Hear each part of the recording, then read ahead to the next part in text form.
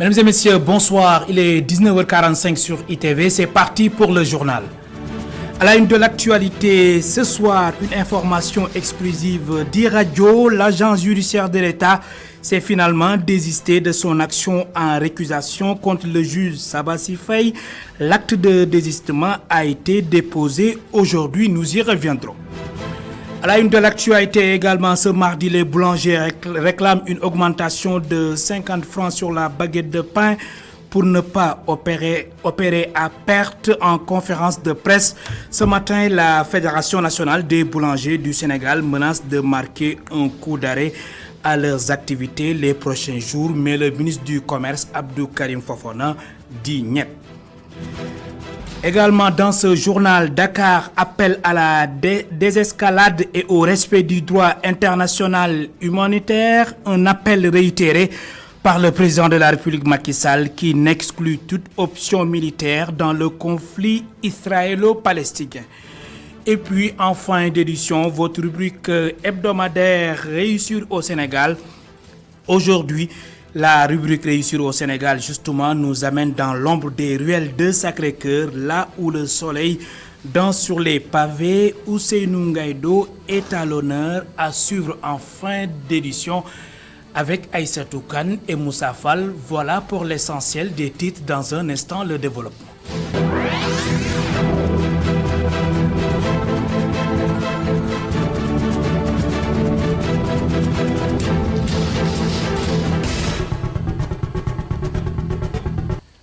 Je vous le disais il y a un instant, une information exclusive d'I-Radio Dakar 90.3. L'agence judiciaire de l'État s'est finalement désistée de son action en récusation contre le juge Sabassi Faye. L'acte de désistement a été déposé ce mardi alors que le premier président de la Cour d'appel de Ziguinchor devait statuer sur la demande de l'agence judiciaire de l'État. Nous y reviendrons. Autre actualité, l'école frappée par un drame à Tasset dans Noto Diobas. Un tracteur a heurté et tué 3 filles des élèves en classe de 5e dans l'école Tasset-Peul. L'engin en plein travaux a percuté mortellement les victimes alors qu'elles étaient sur le point de rentrer. À noter également 2 blessés graves acheminés au centre hospitalier régional de Thiès.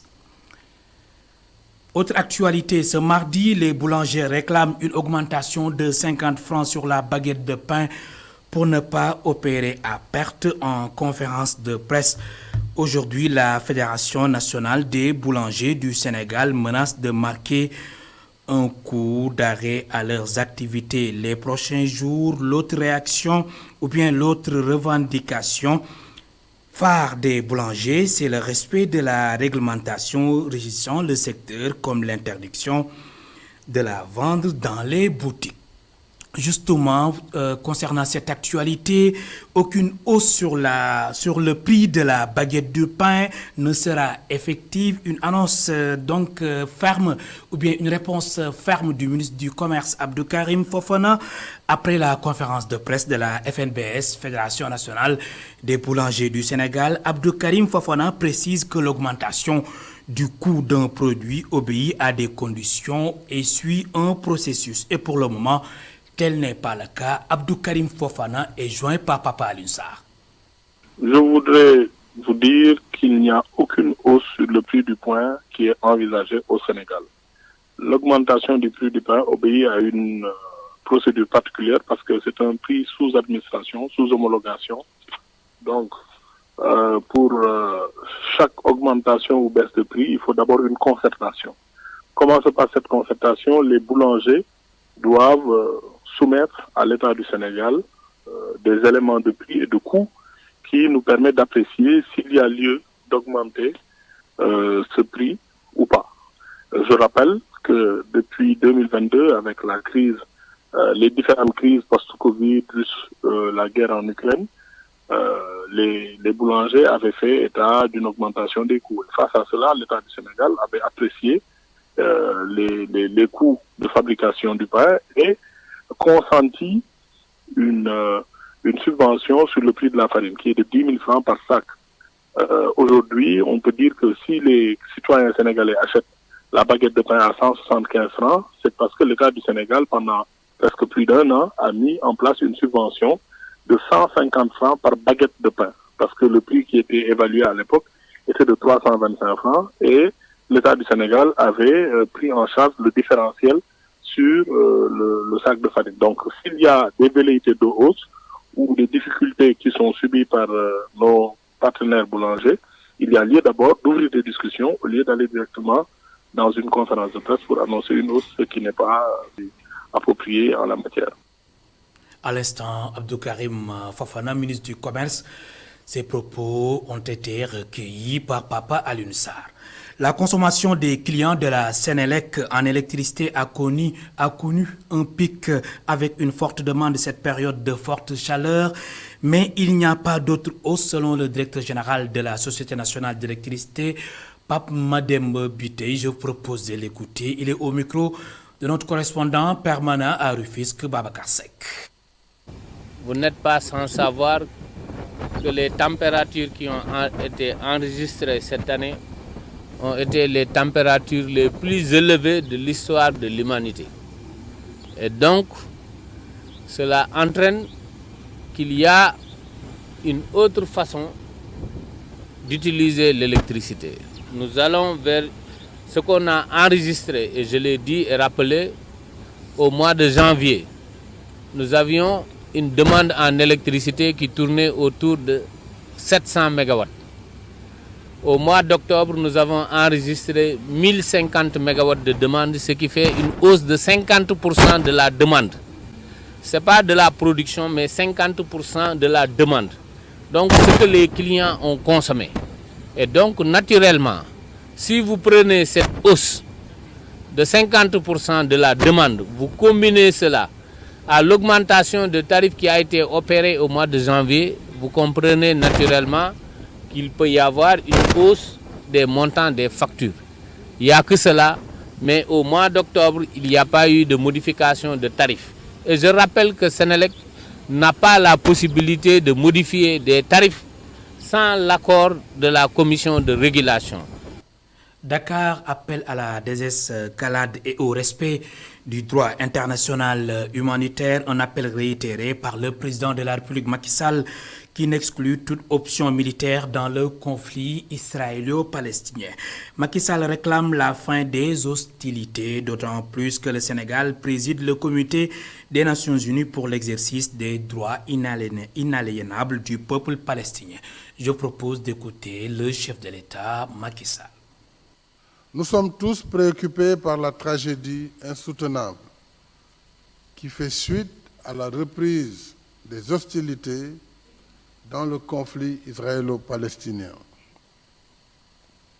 En sa qualité de président du Comité des Nations Unies pour l'exercice des droits inaliénables du peuple palestinien, le Sénégal appelle à nouveau à la désescalade et au respect du droit international humanitaire. Il ne peut y avoir de solution militaire à ce conflit meurtrier. Je réitère notre attachement à son règlement pacifique, conformément à l'objectif fixé par les résolutions pertinentes des Nations Unies, de 2 États indépendants et souverains, Israël et Palestine, vivant chacun à l'intérieur de frontières sûres et internationalement reconnues. Je dois également redire ici notre ferme condamnation de l'islamophobie, marquée ces derniers temps par des autodafés du Saint-Coran. Ces actes abjects et provocateurs ne font d'ailleurs que raviver en chaque musulman sa foi dans les valeurs de sa religion. Au demeurant, Allah subhanahu wa ta'ala a déjà donné la meilleure réponse dans la sourate 15 Al-Hajr, verset 9, je le cite. En vérité, c'est nous qui avons fait descendre le Coran. et c'est nous qui en sommes le protecteur. Première édition du forum annuel de l'ARTP, Autorité de régulation des télécommunications et des postes, sur le thème secteur postal, une transition vers une économie numérique et durable. Plus de détails, je propose d'écouter Abdou Karim Sall. Il est le directeur général de l'ARTP. Ses propos sont recueillis par Abraham Paul Pouy et Silignan. Il s'agit de jeter les bases d'une concertation avec l'ensemble des acteurs du secteur postal pour nous permettre de faire en sorte que le secteur soit beaucoup plus dynamique. Vous savez, aussitôt après ma prise de fonction, j'ai listé 10 priorités pour lesquelles j'avais pris un engagement de travailler avec mes collaborateurs, notamment dans le secteur des télécommunications et dans le secteur postal. 2 priorités concernent le secteur postal. Il s'agit de rendre beaucoup plus dynamique ce secteur qui est un secteur important de notre économie. Comme vous le savez tous, que le secteur postal est fort de 20 membres. Il y a 20 entreprises du secteur, dont la Société nationale La Poste, et qui génère un chiffre d'affaires qui est en progression depuis 2020. 2020, on était à 13 milliards, 2021, 15 milliards, 2022, 17 milliards. Donc, ce n'est pas un secteur négligeable. C'est la raison pour laquelle nous devons échanger compte tenu du fait qu'aujourd'hui, il y a l'avènement du numérique qui vient bouleverser un certain nombre de choses, notamment dans la prise en charge de l'activité postale. Il est important de s'asseoir et d'échanger pour que nous puissions trouver les ressorts nécessaires afin de rendre le secteur beaucoup plus dynamique. Lancement d'une pétition en ligne pour réclamer la réouverture de la liaison maritime entre Dakar et Ziguinchor. Celle-ci est fermée depuis les manifestations ayant secoué le pays lors de la condamnation de l'opposant Ousmane Sonko en juin 2023. Une pétition qui a récolté plus de 2000 signatures pour son initiateur Xavier Diatta. Les conséquences économiques de l'arrêt de ces bateaux sont énormes. Je vous propose de l'écouter. Les motivations premières de notre pétition que nous avons lancée il y a 2 jours étaient justement d'interpeller l'État sur ces bateaux qui, aujourd'hui, voilà 5 mois, qui sont à l'arrêt. Et donc, ça pose énormément de problèmes, des problèmes d'ordre sociaux, des problèmes d'ordre économique, et même des problèmes, je dirais, des problèmes d'ordre sécuritaire. Parce que vous savez, une fois que l'économie a déserté un peu une localité, on est enclin vraiment à être exposé, et ça peut nous amener d'autres problèmes. Donc c'est pourquoi nous avons donc mis en ligne cette pétition pour exiger la reprise des bateaux Aline Sitoé Diatta, Aguène Diambogne, et les bateaux de fret. Alors, il faut comprendre une chose, c'est-à-dire ces bateaux, ils sont sous la tutelle de la COSAMA. La COSAMA, c'est un consortium à qui l'État a donné cette mission de service public pour assurer la continuité territoriale entre Dakar et Ziguinchor. Alors, donc, nous avons lancé cette pétition, elle avance bien, et aujourd'hui, je ne sais pas si ce que j'ai vu paraître aujourd'hui dans la presse, on doit le prendre pour une réponse, je ne sais pas, parce que j'ai lu quelque part sur le site de RFI que un officiel sénégalais aurait dit que la suspension de la ligne maritime s'est faite surtout en raison des émeutes à Dakar qui ont éclaté depuis juin. La source continue. À l'époque, le bateau n'a jamais été rempli que pendant les émeutes. C'est donc pour garantir la sécurité que le choix a été pris de suspendre. Moi, je crois que c'est une autorité qui est à la périphérie parce que quelqu'un qui connaît bien ce secteur n'aurait pas tenu de telles allégations. Le bateau, ça a toujours été comme ça, c'est-à-dire que si vous n'allez pas prendre votre billet, ne serait-ce que, je sais pas moi, une semaine en avant, vous n'avez pas de place. Ces bateaux, ils ont toujours été remplis. Donc déjà, ça ne tient pas.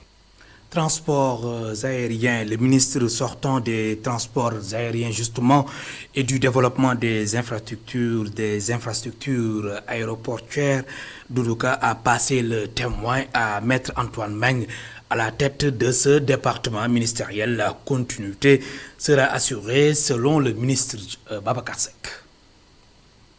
C'est fort d'un bilan largement positif que Doudou Ka quitte le ministère des Transports aériens et du développement des infrastructures aéroportuaires. Au-delà donc de cette souveraineté aéroportuaire qui a été retrouvée en juin 2022 par le remboursement intégral de la dette de l'aéroport international AIBD, il y a eu toute une politique de modernisation des aéroports régionaux pour les mettre aux normes internationales.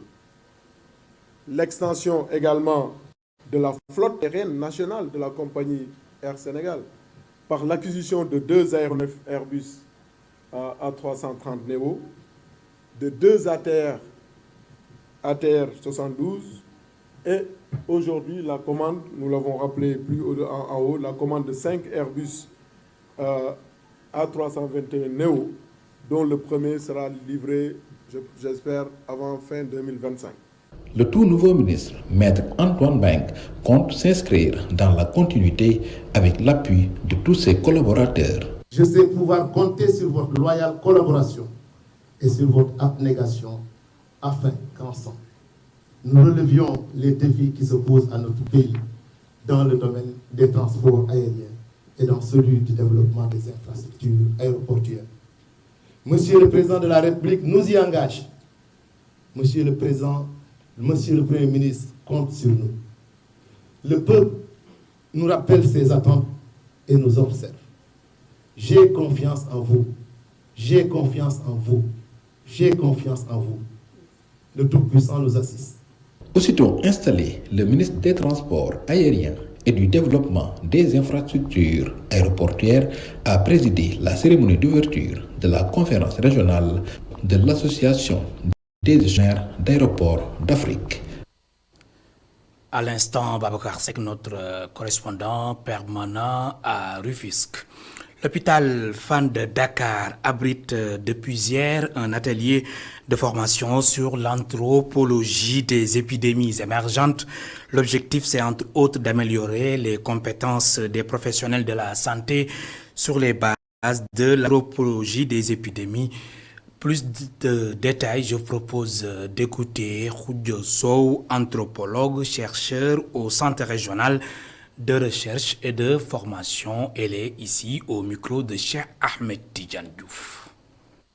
Les épidémies liées aux maladies infectieuses se multiplient et nous sommes dans une période où la menace épidémique est de plus en plus importante.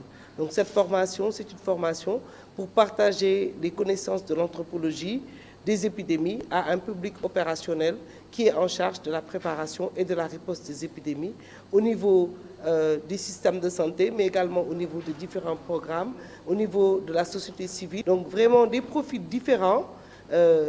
Dans 6 régions, nous avons la région des représentants de la région de Tambacounda, nous avons ici de Kédougou et d'autres régions qui sont là avec nous pour partager et échanger des connaissances autour de l'anthropologie des épidémies pour leur permettre de leur transmettre tout le savoir que nous avons tiré de la gestion des épidémies précédentes, mais aussi pour qu'ils puissent préparer les ripostes et mieux renforcer leur capacité sur la compréhension des dimensions sociales liées aux épidémies. Donc la formation, c'est 5 jours. Nous avons 12 modules et l'ensemble de ces... Nous avons essayé d'abord d'expliquer, de reprendre des notions de base de l'anthropologie, mais aussi de la santé publique, parce que quand on est dans une épidémie, la santé publique est centrale. Et puis ensuite, nous avons partagé avec eux nous avons travaillé sur différentes thématiques telles que la compréhension du One Health, la compréhension de la résistance aux antimicrobiens, mais également l'expérience des patients, l'infodémie, qu'est-ce que c'est que l'infodémie, en quoi les représentations sociales des personnes peuvent influer, et ainsi que les cycles épidémiques de préparation de riposte. Colloque international sur l'enseignement et pratique de la sociologie au Sénégal, trajectoires et défis. Les sociologues ont rendu hommage aux pionniers de la sociologie au Sénégal, une initiative de l'université numérique Cheikh Hamidou Kane. Plus de précisions avec Khadija Diouf et Barosso. Toutes les universités du Sénégal sont représentées à l'auditorium de l'UCAD, un colloque international sur la sociologie qui a pour thème enseignement et pratique de la sociologie au Sénégal, trajectoires et défis. C'est aussi l'occasion de réfléchir sur nos disciplines, la sociologie, l'anthropologie de manière générale, sur les sciences sociales. Nous nous mettons toujours dans une posture d'interroger nos disciplines et nos pratiques.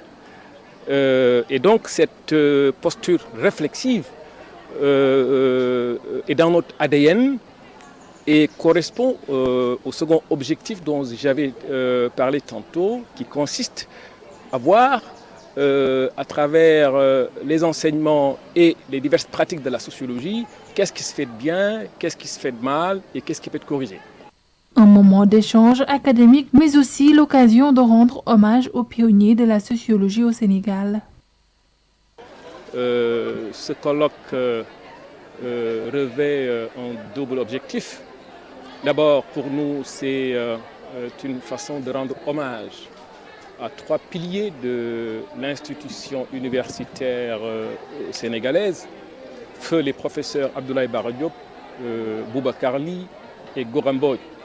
Abdoulaye Bara Diop a exercé toute sa carrière au niveau de l'université Anta Diop. Boubacar Ly aussi y a été son collègue, et professeur Goran Mbodj a plutôt évolué à l'université Gaston Berger de Saint-Louis. À quand une sociologie sénégalaise conforme aux réalités du pays?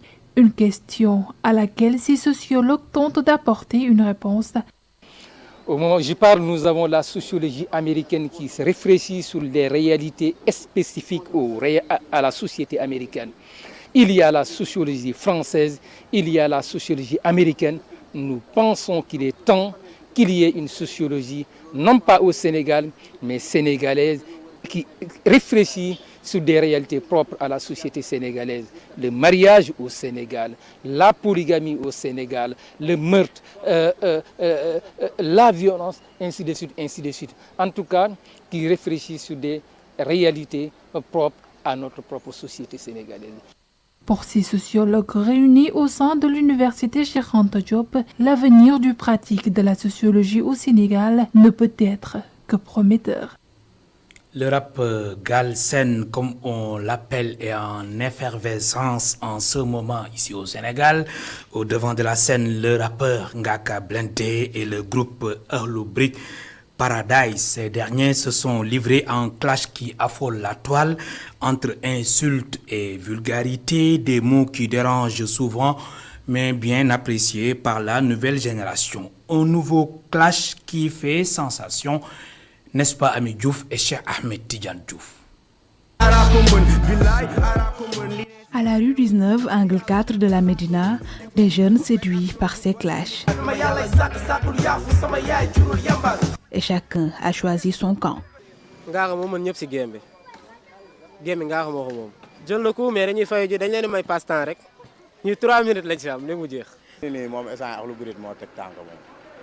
Wow.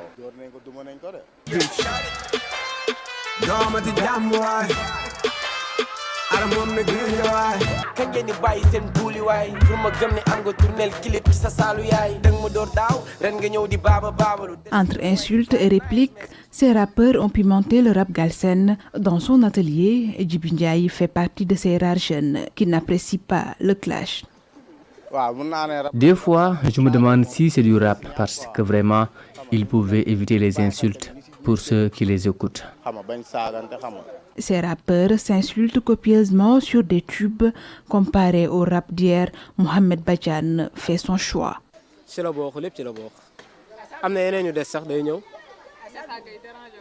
C'est ce qui donne du punch au tube. Je ne peux pas écouter les anciens rappeurs. Le rap, c'est pour les jeunes. Même si le clash est une partie intégrante de ce mouvement, les insultes pouvaient être évitées. C'est l'avis de Dame Touré, un jeune menuisier. En fait, C'est un manque de respect envers les auditeurs et les fans. Imaginez un jour si leurs enfants écoutaient le son et qu'ils se rendent compte que leurs parents étaient en train de s'insulter.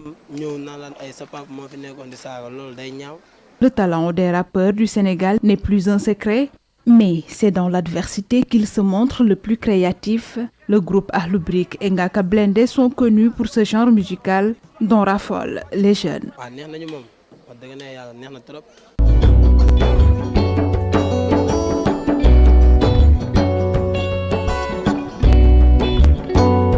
Et vous l'avez compris, aujourd'hui, la rubrique Réussir au Sénégal nous amène dans l'ombre des ruelles de Sacré-Cœur, là où le soleil danse sur les pavés. Ousseynou Gaïdo est à l'honneur. Il se tient chaque jour en humble cordonnier sous l'arbre à palabres. Son histoire tissée et donc parsemée et persévérance plutôt et d'ambition raconte bien plus qu'un métier. Aïssatou Kane et Moussa Fall l'ont rencontré. Regardez.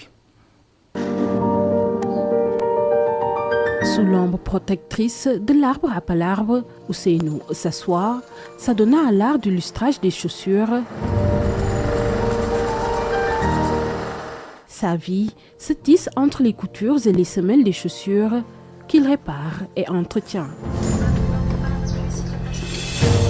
Il y a 23 ans, Ousseynou a quitté son village pour s'installer dans la frénésie de la ville, cherchant à tracer son chemin, loin des champs familiers. Ma famille réside au Fouta, dans le département de Matam. Je suis venu ici pour gagner ma vie. Je n'ai jamais exercé d'autre métier que celui-ci. C'est quelque chose que j'ai appris depuis mon plus jeune âge.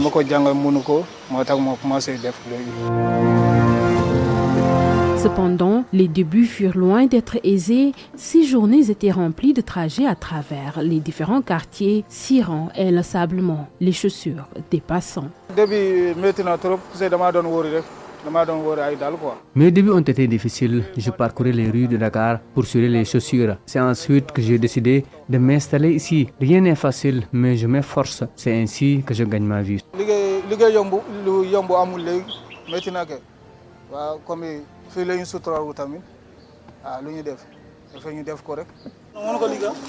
Pour Ousseynou, chaque journée est une lutte acharnée pour subvenir à ses besoins. Du lundi au vendredi, de l'aube jusqu'à la tombée de la nuit, il investit son temps et son énergie dans son métier.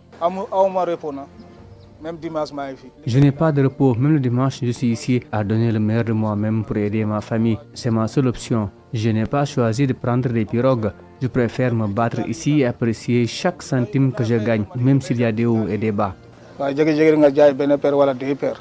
Sans problème, quoi.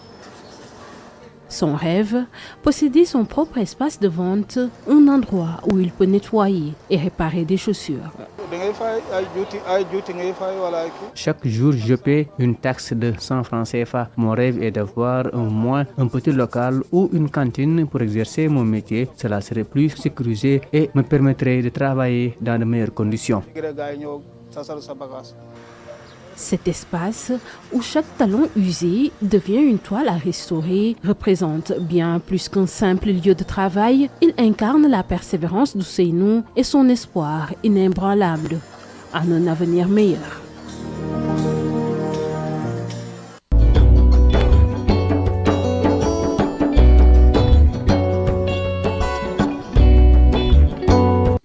Merci et rendez-vous mardi prochain. Voilà, mesdames et messieurs, c'est la fin de ce rendez-vous avec l'actualité sur ITV. Merci de nous avoir suivis. Bonsoir.